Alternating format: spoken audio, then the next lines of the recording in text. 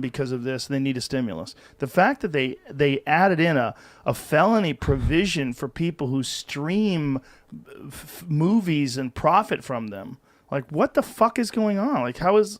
You're not going to hear me disagree. Look, why is Pakistan getting money? Why is Israel getting... Did you see it, Jamie? It's bizarre. Well, I don't understand the logic behind it. I don't understand how this got agreed to. Well, what happens is the idea is this thing's going to pass anyway, so you help out your favorite lobbyist, whether you're a Democrat or a Republican, you sneak something in. Is that what it is? Yeah, that's clearly how it goes. Fucking people. I mean, here's what I'll say, okay? This is why Tell Your Children actually matters in this debate, okay? I wrote this book, and you can say... That's the pot book for folks. Yeah. You can say, like, this guy, like...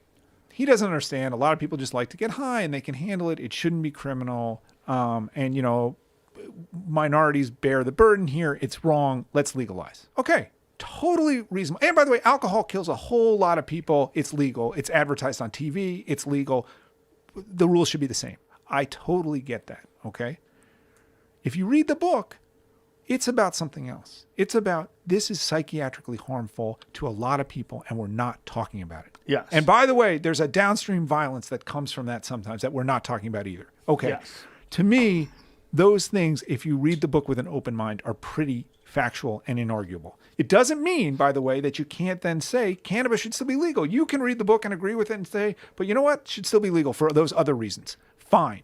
That is not the way the book was treated last year. Okay.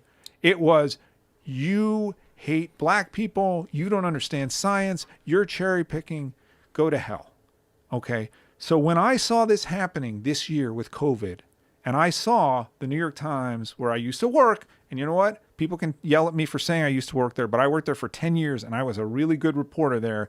And I'm not going to back down from my credentials because I am a good reporter. You can say, you know what? Like, lockdowns are necessary and we need to protect these old people. And you know what? We can't let the hospitals get overrun. But if I present evidence to you that's contrary, don't just shout at me that I'm an idiot and don't know what I'm talking about. Okay. It's not going to work. It didn't work with Tell Your Children, and it's not going to work this time. Okay. So, and what I recognized was that unfortunately, and in sort of the elite levels of the media, you know, the Times, the Washington Post, NPR, CNN, the groupthink is overwhelming. Yes. It's overwhelming on cannabis, and it's overwhelming on all these woke progressive issues. And it's gotten much, much worse since I left the Times 10 years ago. And I don't know what's going to turn it around. Okay. And it has terrible effects. Let me give you one example. Okay. We should all want to know where this virus came from. I don't care whether you're Republican or Democrat, liberal, conservative. I don't care what country you live in. You should want to know if this is the result of a Chinese lab accident. And there's some evidence of that. We can talk about that later. Okay.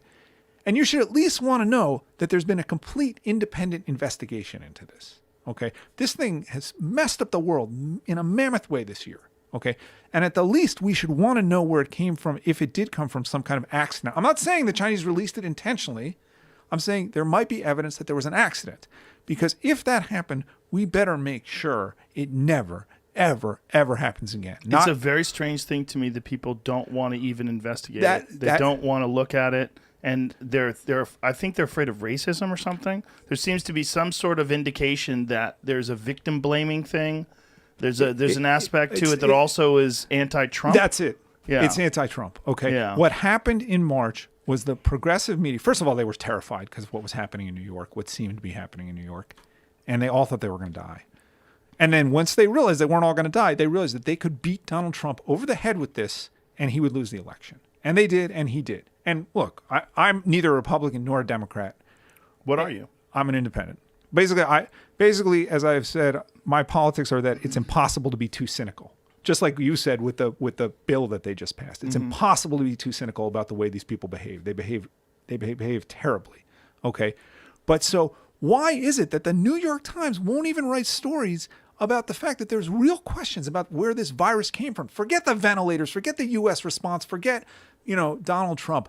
We should be asking that question. The groupthink is so serious that basic questions don't get asked right now. Well, we were criticized on the podcast because I had Brett Weinstein, who's an evolutionary biologist, who discussed all the reasons, scientific reasons, why there's evidence that indicates that this is not